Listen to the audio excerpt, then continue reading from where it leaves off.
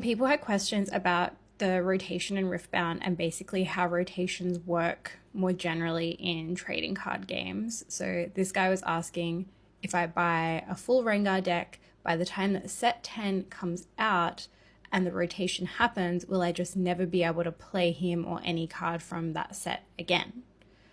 And this is a pretty valid question if you've never played a card game before or you've never played a trading card game with rotations.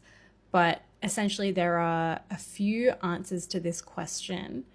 The first one is that it's more than likely that Riot will reprint cards directly in newer sets, meaning that you can still use your original cards, so cards from like sets 1 to 10. You can still use those even if the card is reprinted in set 14, for example. So if the card rotates out in 2029, maybe in 2031, they reprint the card and it will come back into rotation. The other thing that they can do is print functional reprints, which is basically when they print a card that has the same text and same effect as an old card, it just has a different name. The final thing they can do is create an eternal format, which is basically a format where sets don't rotate out, so you can play any card from any set in that format,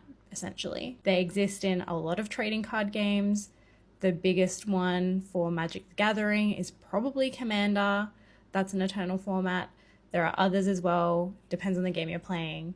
But it's likely that once Riftbound kind of gets past its first few years and past its first rotation, we'll hear more about these kinds of formats. It's just not something at the moment that is really imperative because we still have 2 years of this first format before rotation.